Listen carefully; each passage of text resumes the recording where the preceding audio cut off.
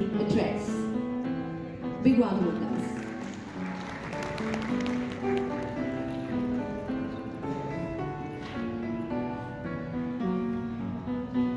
Good morning to all the distinguished guests on the dais. I think this is a very important topic that we are discussing today. It's being discussed all over India. It's the first time that we are actually coming to the eastern part of the country, at least for me, to have a discussion on the topic of GCCs. Now, I don't know how much of you are familiar, how many of you are familiar with the term GCC, but it's been around now for almost, I would say, 35 years in the country. I think it's gaining prominence. It's gained prominence in the last 3 years or so. It sort of started off with the concept of captive centers, so essentially wholly owned centers that were set up by large companies around the world. That name then transitioned into global in-house centers, and now we have what is called global capability centers or GCCs. I think some of them are also present in this part of the world. But India has about 1900 odd such centers in the country. That number keeps on rising every day. In the last probably 18 to 24 months, we've added almost 350 to 400 such centers all around the country. And they do a variety of things. I think the primary purpose of these centers is to provide expertise of various kinds back to the enterprise that owns them. So if you take an example of, let's say, the Bosch Group or Siemens or Boeing, they have these centers to provide a variety of services, including very high-end R&D engineering capabilities, which ultimately impacts the company as a whole in various ways. But the fact still remains that India continues to be the undisputed leader as far as GCCs are concerned in the world. I think almost 75 to 80% of the GCCs are housed in India. There are certain countries in the western part of Europe and Latin America which have some, but India has clearly dominated this landscape for a variety of reasons.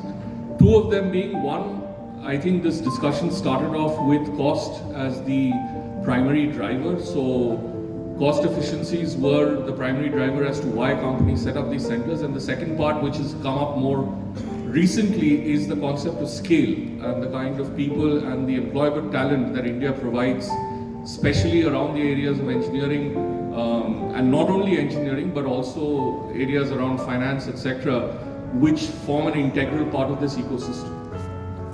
But the ecosystem is indeed very, very strong, but it is now also at sort of as a pivotal point, because the discussion that started off with cost then moved to value, and now it's truly looking at merging a little bit with what you're seeing in tech in general, because tech is also rapidly changing.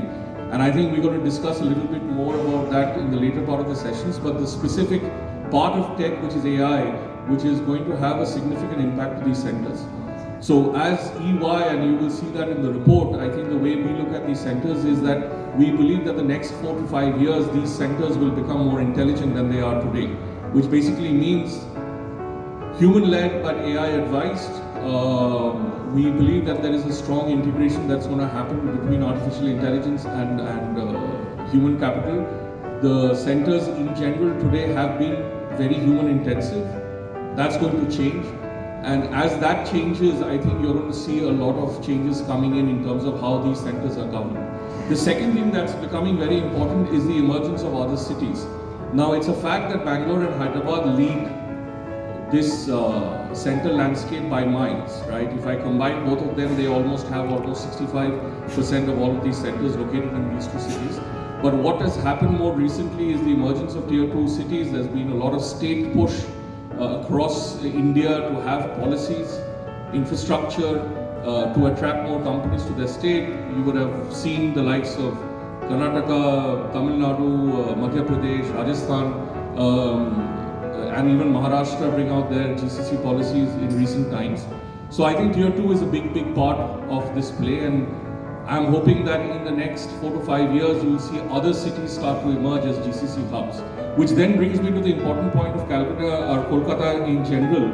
I think for and then we cover some of that in the report as well. I think for Kolkata to sort of emerge as a GCC hub, I think maybe 3 to 4 things are a little bit non-negotiable. I think the first problem that Kolkata faces is a little bit of an identity makeover that's required in this space. When you talk to any company today, I think they don't think beyond Hyderabad, Bangalore, or a Pune, or sometimes Chennai, right? Kolkata doesn't feature, it's probably 8th or 9th on the list, and sometimes it doesn't even make it to the list. So I think an identity makeover is very, very important there.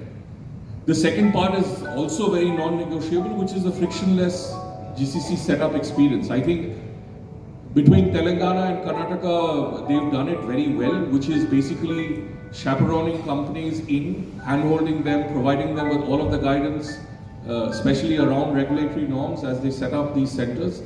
A very similar exercise needs to happen in this part of the world because that's what companies want today. I think they're looking at much more of a plug-and-play model than a model where they have to do a lot of the grunt work, because there are significant regulations in play in this sector, a lot of taxation norms, etc., that need to be abided to as people set up centers. So I think that's the second part. The third part is already there, which is a very, very strong academic situation in the state. I think we've got some world-renowned universities here.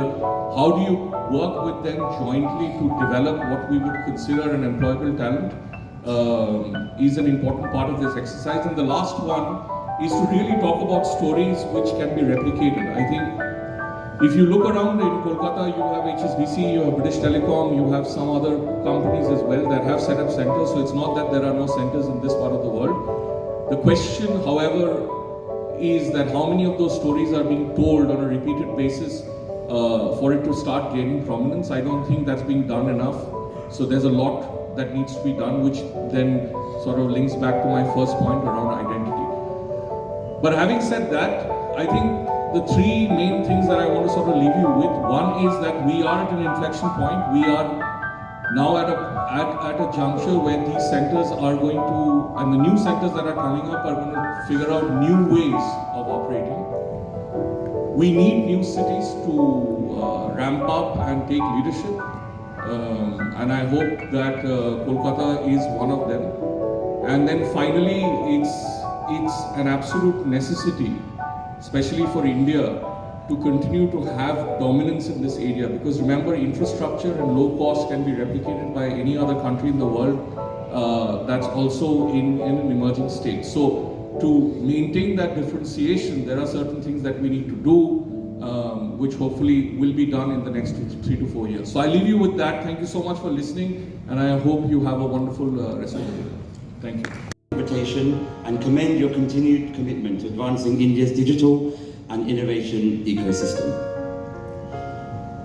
Today's focus, New Gen GCC's data protection and building sustainable digital foundations, align closely with both the UK's industrial strategy, which emphasizes innovation, future skills, AI, and global partnerships, and with the India-UK 2035 vision, where digital cooperation is a central pillar of our shared vision. As India's GCC landscape evolves, we are witnessing a remarkable shift. From service centers to end-to-end innovation hubs, GCCs are now leading work in AI, cybersecurity, cloud, fintech, and advanced data analytics. The UK recognizes this capability and continues to be a strong partner, whether through technology investments, joint R&D, or talent mobility. The UK-India trading relationship, strengthened further by deeper cooperation on services and digital trade, offers tremendous opportunity for this sector. We also note the government of West Bengal's upcoming GCC policy, designed to position the state as a next-generation technology hub, supported by infrastructure, incentives, data center capacity, and a maturing talent ecosystem. As you've heard today, Kolkata has all the ingredients to emerge as a strategic GCC destination, as also reflected in the agenda of today's sessions. As we look at the conversations planned for today, run from the future of GCCs and data protection of AI-driven security and Bengal's role in the next wave of global capabilities, it is evident that the region is on the cusp of a major transformation. These discussions are not just timely, but essential, as organizations worldwide seek partners who can provide resilient, innovative, worldwide and secure digital services. Platforms like the TechMeet strengthen this ecosystem by bringing together policymakers, industry champions, and technology leaders to co-create the roadmap for the future. So here's the important bit.